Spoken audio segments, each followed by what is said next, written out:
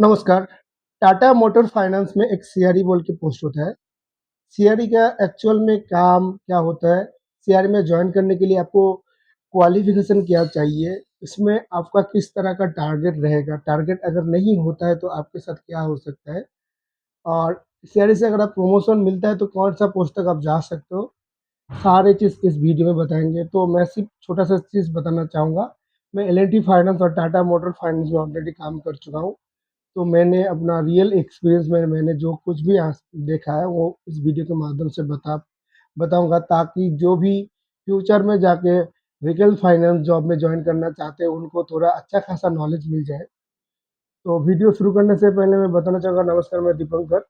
मैं finance related content बनाता हूँ। तो अगर आप फाइनेंस में जॉब करना चाहते हो, micro finance, private bank, life insurance, कोई भी फाइनेंस रिलेटेड जॉब में जॉइन करना चाहते हो या फाइनेंस को जानना चाहते हो, तो आप प्लीज़ मेरे चैनल को लाइक, सब्सक्राइब करके एक कमेंट करके रख दीजिए, ताकि इसके बाद जो भी मैं वीडियो डालूँ उसका नोटिफिकेशन आपके पास तुरंत चला आए। और अगर कोई भी क्वेश्चन हो तो आप प्लीज़ मेरी वीडियो के कमेंट बॉक्स में कमेंट कर सकते हो। उसके लिए मैं अलग से वीडियो बनाऊँगा। तो सबसे पहले टाटा मोटर फाइनेंस में अगर आप जॉइन करना चाहते हो तो उसके लिए आपको क्वालिफ़िकेशन चाहिए 10+2, मतलब 12 प्लस अगर आप हो तो आप टाटा मोटर फाइनेंस में सीआरई में जॉइन कर सकते हो। सीआरई का फुल फॉर्म होता है कस्टमर रिलेशनशिप एग्जीक्यूटिव। सीआरई का एक्चुअल काम होता है कस्टमर जो भी टाटा मोटर फाइनेंस से लोन या ईएमआई के माध्यम से गाड़ी लेता है, उस कस्टमर के पास जाके जो है अपना आपको जो है कलेक्शन लेके आना है। जो कस्टमर पेमेंट ईसीएस मिस हो जाते हैं, उस कस्टमर पे कलेक्शन देके आपको जाना है। तो सीआरई को एक्चुअल में 2 टीमों में काम करवाया जाता है। एक ज़ीरो बकेट या एक्स बकेट का सीआरई होता है। उसके बाद होता है 1, 2, 3 बकेट का। टाटा मोटर फाइनेंस जो है एसएलसीवी एंड एमएससीवी 2 तरह की, और पीवी 3 तरह की व्हीकल्स लोन कराता है। एसएलसीवी मतलब स्मॉल लाइट व्हीकल्स का फाइनेंस, एमएससीवी मतलब मीडियम एंड हाई व्हीकल्स का फाइनेंस कराता है। और आपका हो गया पीवी मतलब पर्सनल पर्सनल व्हीकल्स। तो 3 तरह की लोन टाटा मोटर फाइनेंस करवाता है। और जब आप सीआरई में जॉइन करते हो तो एक्स बकेट में अगर आप जॉइन करते हो तो कस्टमर व्हीकल्स लेने के बाद, लोन लेने के बाद हर कस्टमर का जो है ईसीएस फॉर्म भरवाया जाता है। उस ईसीएस फॉर्म में क्या होता है, नैच का ईएमआई लिखा रहता है, तो कस्टमर का एक डेट लिखा रहता है। उस डेट में, पर्टिकुलर डेट में कस्टमर का ईएमआई कटता है। पर्टिकुलरली 4 तारीख से लेके महीने के अंत तक डेट हो सकता है आपका ईएमआई का। तो आपको क्या है, कस्टमर का ईएमआई अकाउंट में मिस हो जाता है, एक बकेट में जो काम करता है, उस कस्टमर के घर आपको जाना पड़ेगा। जाने के बाद आपको बात करना पड़ेगा कि किस कारण से आपका मिस हुआ है। अगर मिस हुआ है तो आप इसी टाइम आपको भरना पड़ेगा। अगर इस टाइम आप नहीं भरा है तो आप कब तक भर पाएँगे? ये तीनों चीज़ आपको नोट डाउन करना पड़ेगा। जितने भी कस्टमर आपके अंडर होगा इस बकेट में, हर कस्टमर का विज़िट आपका मैंडेटरी है, जितना कस्टमर का ईएमआई फेल हुआ है ईसीएस में। तो ये हो गया एक्स बकेट का। अभी आते हैं 1, 2, 3 बकेट का। एक्स बकेट मतलब लोन लेने के बाद जो जो मतलब ईसीएस में चल रहा है, ईसीएस में चलने के बाद अगर ईसीएस का ईएमआई फेल हो जाता है, उसके बाद जो कस्टमर आते हैं उसको बोलते हैं एक्स बकेट। और एक्स बकेट के बाद एक ईएमआई फेल होने के बाद जो फिर नेक्स्ट ईएमआई, मतलब 2 ईएमआई ड्यू हो गया, तो उनको बोला जाता है 1 बकेट। 1, 2, 3 3 बकेट तक होता है 90 डेज़ तक। तो 1, 2, 3 बकेट का अलग सीआरई होता है, एक्स बकेट का अलग सीआरई होता है। तो 1, 2, 3 बकेट का सीआरई का भी सेम काम होता है। अगर 2 ईएमआई फेल करता है तो फिर सीआरई जाके कस्टमर के घर बात करेगा क्या प्रॉब्लम हुआ है। अगर कोई एक्सीडेंट हुआ है तो गाड़ी का तो इंश्योरेंस रहेगा, इंश्योरेंस क्लेम में उनका सहायता करना। मेन एक्चुअल काम होता है कस्टमर का, अगर ईएमआई नहीं पेमेंट करता है तो पेमेंट लाना। फिर ऐसा भी हो सकता है, कुछ कस्टमर अगर सही से ईएमआई नहीं पेमेंट करता है तो कस्टमर को गाड़ी सीज करने के लिए ऊपर से एक पेपर आता है परमिशन पे का पेपर, जो कोर्ट से पेपर आते हैं, उस पेपर लेके आपको जो है गाड़ी रिपो टीम के साथ आपको फील्ड में जाना पड़ेगा, उसके साथ खड़ा होकर रहना पड़ेगा। ऐसा नहीं कि आपको खुद करना पड़ेगा, कंपनी का लीगल पेपर होगा, इस लीगल पेपर लेके आपको जाना पड़ेगा रिपो टीम के साथ। फिर आपको जो है रिपोजिशन करना पड़ेगा गाड़ी। रिपोजिशन क्यों करवाया जाता है? ताकि कस्टमर का गाड़ी अगर कस्टमर से ले लेगा तो कस्टमर की गाड़ी का तो ज़रूरत है, क्योंकि कस्टमर गाड़ी अगर खरीदा है उतने पैसा देके, तो कस्टमर तो गाड़ी कंपनी को नहीं देना चाहेगा ना, क्योंकि ऑलरेडी वो लोग तो कुछ ईएमआई भर चुका है, डाउन पेमेंट भी कुछ देना पड़ता है। तो रिपो होने के बाद कस्टमर फिर ब्रांच में आता है, फिर कस्टमर पैसा भर देता है, ड्यू पैसा, फिर कस्टमर की गाड़ी कस्टमर के पास चला चला जाता है। सैलरी की बात कर लेते हैं। टाटा मोटर फाइनेंस में 10,000 से लेके सैलरी शुरू होता है, और 25 से 30,000 तक आपका बेसिक सैलरी हो सकता है। तो ये आपके एक्सपीरियंस के ऊपर डिपेंड करता है कि आपका लास्ट सैलरी कितना है। मैंने ऐसे बंदा भी देखा कि जिसका सैलरी शुरू में 25,000 हो गया है टाटा मोटर फाइनेंस में, ऐसा बंदा भी देखा कि 15,000 उसका नेट सैलरी है। तो ये आपके एक्सपीरियंस के ऊपर डिपेंड करता है। टाटा मोटर फाइनेंस 2 तरह की एम्प्लॉयी रिक्रूटमेंट करता है, एक off role and on role. Off role की बात अगर कर लेते हैं, ऑफ रोल होता है कि आप काम करेंगे टाटा मोटर फाइनेंस के अंडर में, इंटरव्यू आपका टाटा मोटर फाइनेंस के एचआर और मैनेजर लेगा।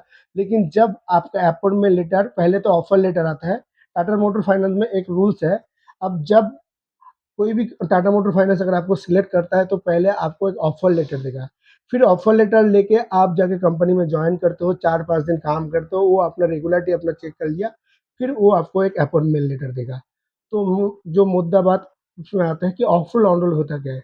ऑफ रोल मतलब आप काम करेंगे टाटा मोटर फाइनेंस में, लेकिन सैलरी आपका कोई थर्ड पार्टी कंपनी से आएगा, अपॉइंटमेंट लेटर भी आपका थर्ड पार्टी कंपनी से आएगा, उसको बोलते हैं off role. On role job क्या होता है, आप टाटा मोटर फाइनेंस में काम कर रहे हो, आपका अपॉइंटमेंट लेटर, ऑफर लेटर भी जो है टाटा मोटर फाइनेंस कंपनी से ही आएगा, और सैलरी भी जो है टाटा मोटर फाइनेंस कंपनी से ही आपके अकाउंट में क्रेडिट होगा। वहाँ पे लिखा रहेगा कि salary from Tata motor finance. अगर ऑफ रोल होगा तो वहाँ पे कोई थर्ड पार्टी कंपनी का नाम लिखा रहेगा। थर्ड पार्टी जॉब और ऑन रोल जॉब में क्या फ़ायदा है, मैं आपको बताना चाहूँगा। ऑन रोल जॉब जो है, एम्प्लॉयी पे कंपनी देता है, एम्प्लॉयी पे और एम्प्लॉयर पे 2 तरह की पीएफ काटा जाता है। तो जब ऑफ रोल का आप जॉब करते हो तो एम्प्लॉयी और एम्प्लॉयर पे दोनों ही आपके सैलरी से काटा जाता है। तो इसलिए ऑफ रोल में अगर ज़्यादा सैलरी भी दिखता है तो काट-कूट के थोड़ा कम आता है, लेकिन ऑन रोल में थोड़ा सैलरी अच्छा आता है, क्योंकि एम्प्लॉयर पे जो है कंपनी खुद पे कर देता है मैक्सिमम टाइम। तो यही है बात। और ऑफ रोल होता है जो कंपनी में आप काम कर रहे हो लेकिन सैलरी आपको दूसरे कंपनी के अकाउंट में आता है, तो उसको बोलते हैं ऑफ रोल। अगर ऑन रोल होता है जो कंपनी में आप काम कर रहे हो उसी कंपनी से आपका अपॉइंटमेंट और सैलरी आता है, उसको बोलते हैं ऑन रोल। क्वालिफिकेशन मैंने आपको बता दिया, 12th पास में आप टाटा मोटर फाइनेंस में ज्वाइन कर सकते हो। लेकिन मैं आपको बताना चाहूँगा कि अगर आप फाइनेंस में जॉब कर रहे हो तो ग्रेजुएशन कंप्लीट कर के ही फाइनेंस जॉब में आओ। इससे आपका फ़ायदा क्या है? फ़ायदा आपका ये है कि फ्यूचर में जब प्रमोशन के नाम आएँगे ना, तो जिसका ग्रेजुएशन है और अगर आप 12th पास हो, आपका दोस्त ग्रेजुएशन है, सेम कंपनी में काम कर रहे हो, तो उसको अगर ग्रेजुएशन है तो उसको एडवांटेज ज़्यादा मिलेगा। अभी बात कर लेते हैं इंसेंटिव। टाटा मोटर फाइनेंस बहुत ही अच्छा खासा इंसेंटिव स्लैब एम्प्लॉयी के रखता है। स्लैब जो होता है ये कंपनी के हर महीने चेंज करता है, लेकिन सही से आप टाटा मोटर्स फाइनेंस में काम करोगे तो कम से कम 15 से 25,000 तक इंसेंटिव कमा सकते हो। उसके बाद अलग से कुछ स्कीम भी हर महीना कंपनी लॉन्च करता रहता है। तो नॉर्मल अगर आप सही से टाटा मोटर फाइनेंस में काम करो, 30-35 आपका नॉर्मल है, 40-50 भी कमा सकते हो। देखिए व्हीकल फाइनेंस में ऐसे ही इंसेंटिव अच्छा खासा रहता ही है, लेकिन कोई भी कंपनी में जॉइन करने से पहले थोड़ा जाँच कर लीजिएगा, क्योंकि हर कंपनी अलग-अलग सिस्टम से चलता है, और ये इंसेंटिव स्लैब हर महीने चेंज होता रहता है, और सैलरी भी कंपनी हर साल रिव्यू करता रहता है।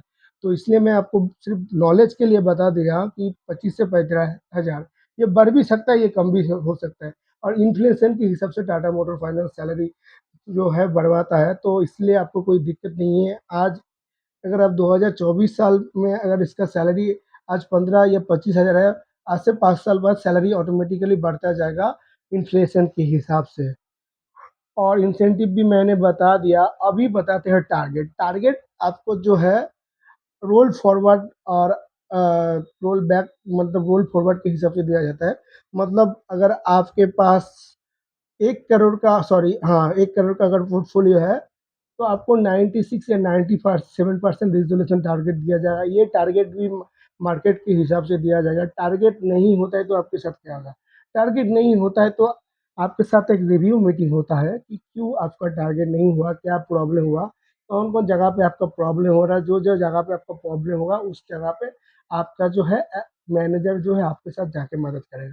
फ्यूल का बात कर लेते हैं, 2 से 3,000 टाटा मोटर फाइनेंस में फ्यूल मिलता है, लेकिन ये फ्यूल भी टारगेट के हिसाब से डिपेंड करता है और ये टारगेट अगर आप सही से करते हो तभी आपका फ्यूल का पैसा मिलेगा और इंसेंटिव अच्छा खासा मिलेगा।